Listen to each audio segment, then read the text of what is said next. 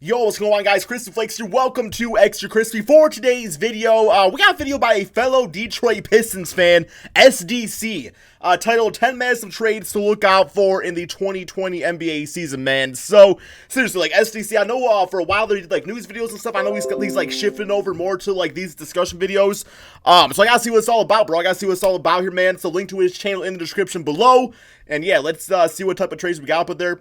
Hopefully not Blake Griffin. Andre Drummond, I would consider it. But, yeah, we'll see, man. Here we go. Let's hop into this. There's nothing that gets the blood of NBA fans pumping quite the same as a blockbuster trade. That is very true. When an NBA star gets I get traded, so damn it geeked throws about a the good old entire trade, man. community into a frenzy. Who won the trade? Who lost the trade? What does this trade mean I for the love rest of trade the season. NBA? Or one of my personal favorites, I'd how be like, this trade will oh, you break got any more of them the trades, NBA. man? And with teams always Love them looking to bitch-ass improve their trades, bro. roster, Oh. to increase their odds at claiming the coveted Larry O'Brien trophy in June, you never know when that next big trade that sets flames to the I got the NBA damn world goosebumps could just go thinking down. about them. Yo, what is up, guys? It's me, Zach Lee, and today we're going to be taking a look at 10 NBA stars who I think have the highest probability to be traded this upcoming season. Blake Griffin, Before we don't get into do that, it. go ahead and make sure that you leave a like on this video, as well as comment down below I'm gonna what drop players my you like. think are going to be traded, as interactivity My with like the has been videos does dropped. help the channel grow. As always, really appreciate it. But now, without further ado, let's get into this. Let's get it. Kevin Love has found his name in trade rumors ever since he became the scapegoat. This man looked like Rick Grimes in Walking Dead. Like, he got the whole, like old man thing going on with him. Just like, damn, I've been through some rough shit. I mean, playing with LeBron, and all of a sudden playing with this current Cavaliers team. Yeah, I'd have gray hairs The also. Cleveland Cavaliers back in 2016. As when Love was forced to take a back seat to both Kyrie Irving and LeBron James in Cleveland's offense, it became clear that it would take time for Love to make such a dramatic Is that his adjustment to ring? his game.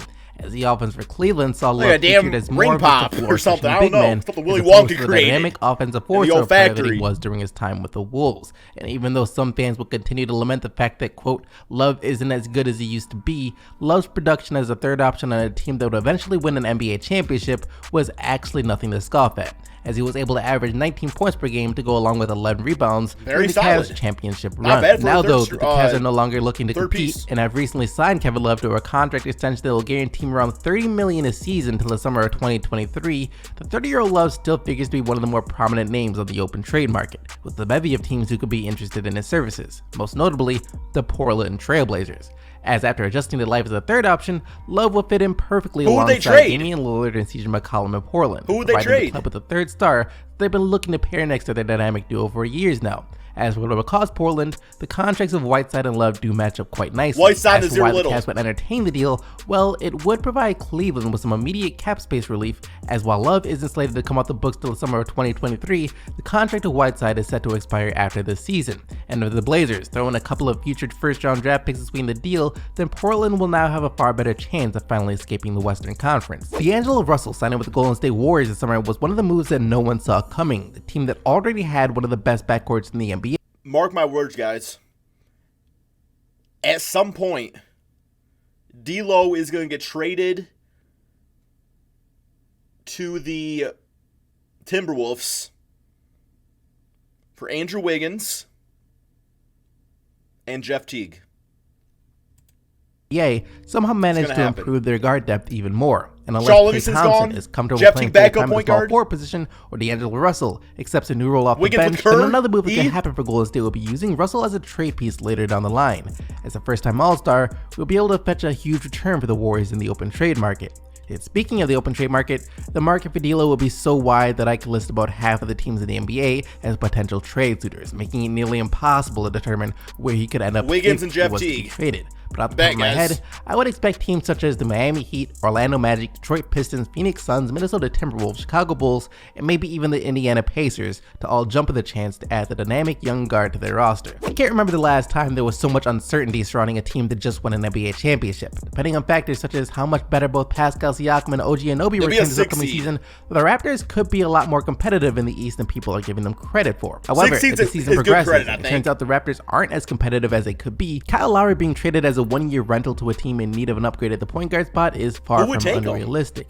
Even though the 33-year-old guard, who will be making $33 million this season, had a down year scoring the ball, only averaging 14 Who would points per take game, him? that was more out of necessity for the offense the Lakers Raptors running as opposed to a steep decline of the play of the guard, as he was still one of the best distributors that the league had to offer, averaging over 8 assists per game, and with his return of the Raptors up in the air should he hit open free agency next summer, I fully expect the Raptors to evaluate all of their options as the 2020 trade deadline approaches. And one team in particular that I think could be interested in the service of Lowry would be the Detroit Pistons. With his former head coach Dwayne Casey at the helm for Detroit, it wouldn't be hard to imagine why the SDC's my dude, guys. he knows what's up, man. He knows what's up. Pistons would have interest in Lowry. I know you all freaking just died in the comments. Over the point guard Two biased over Piston fans Jackson, in as one even though video. Jackson may just be a bit more dynamic at times when it comes to scoring the ball, in terms of overall leadership ability and decision making, and just about every other aspect of his game, Kyle Lowry trumps Jackson. He's this era's Chauncey Billups. Consistency, and a good understanding of Dwayne Casey's offensive system and philosophies would see Detroit rise up a bit more in the Eastern Conference. The San Antonio Spurs are still in a bit of a weird situation when it comes to how competitive they're going to be in the Western Conference. While officially adding Tim Duncan to the coaching staff as well as having DeJounte Murray return from his injury should help the Spurs improve a bit over the 7th seed last year,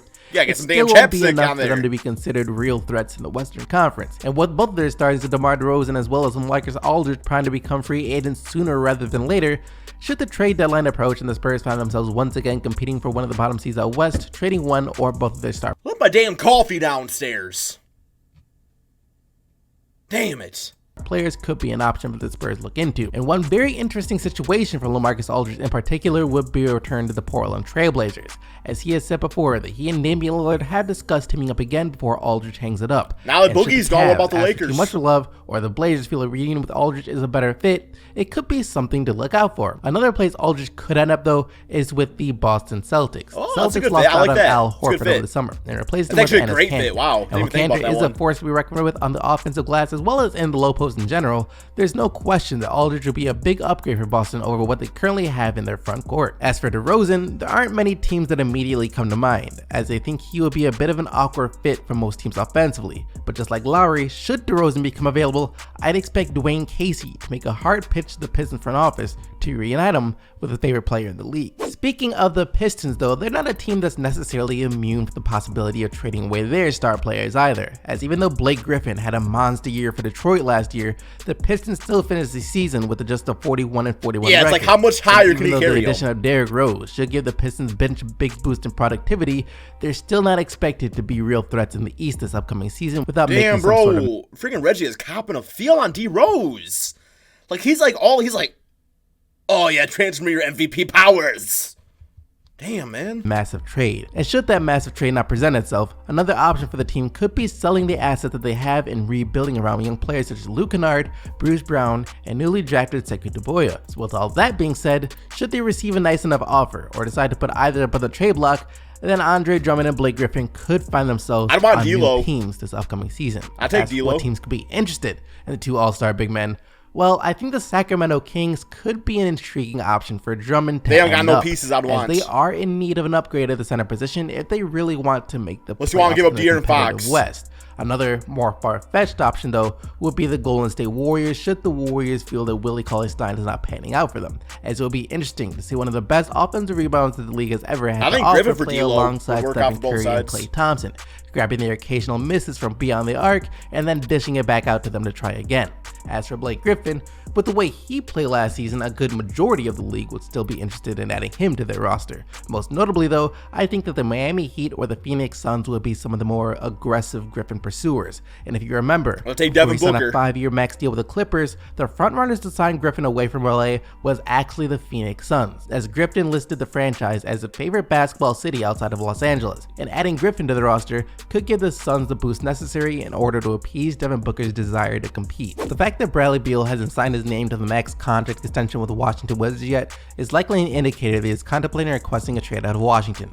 The trade rumors around Beal were swirling like crazy. Might as well get your max money, though. We'd all though. be just as crazy to assume that they won't continue up until the NBA trade deadline. As the 26-year-old shooting guard will be one of, if not the hottest commodity in the open trade market should Washington make him available. And for that reason, similar to D'Angelo Russell, picking out a specific trade partner for Beal would be borderline impossible, since there aren't many teams out there who would turn down the opportunity to land one of the best shooting guards in the entire NBA. as I think the Magic, Hawks, Pistons, Mavericks, Pelicans, Bucks, Celtics, and possibly even Bucks the would be Lakers awesome. could all be Him potential with Giannis, suitors for ooh, Beal game services. over. There's not a player in the NBA that's done more losing over the last 4 years than Devin Booker, and the pressure he put on the Suns to start winning over the summer of 2018 when he said that he was done not making the NBA playoffs was tremendous. And this pressure was put on Phoenix only for them to respond by winning just 19 games last season, even less than the 21 games that they won in 2018. So with that being said, if the Phoenix Suns are once again at the bottom of the barrel come this man's the best time for shooting the guard in trade the league. deadline, or even the season concludes, Devin Booker deciding that he's had enough and demanding a trade for the Suns wouldn't shock too many people at all.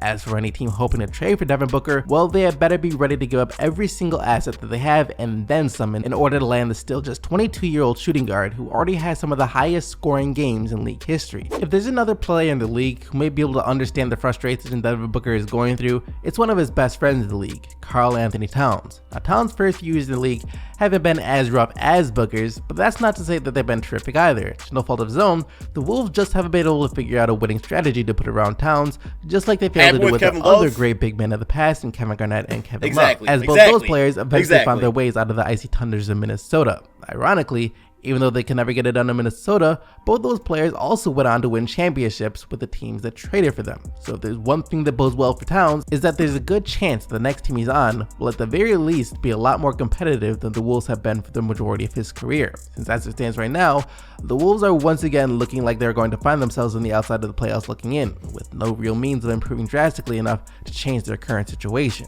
With that being the case, people may soon start to wonder just how much more disappointing seasons can Towns endure before he realizes that it's time to move on. And that's actually going to do it for this. Okay, guys, that is going to be the end of the trades right there. I thought overall, yeah, that's a really good summary. I'd love to see one of these guys team up with Jimmy Butler in the Miami Heat. I think that'd be a good fit. I wouldn't mind, I could see, the Clippers doing something absolute crazy at some point within the next 2 years or so, where there's just okay, because I think Montrezl Harrell's going to get his money, and once he does, you can start managing salaries and stuff like that, and contracts. So I could see him doing something like, I don't know, Montrezl, Landry Shamet, maybe some draft picks, something like that, over to the Timberwolves for Karl Anthony Towns. So you would get that similar situation of the Boston Celtics big three, except you got Kat, you got Kawhi, and you got Paul George. I see something crazy like that happen. I'm not sure if it would, though, man. But anyway, hope you guys all enjoyed. Link to SDC's channel in the description below. Let me know what type of trades you think is going to go down. And, yeah, man, thank you all so much for watching. Peace out, my friends.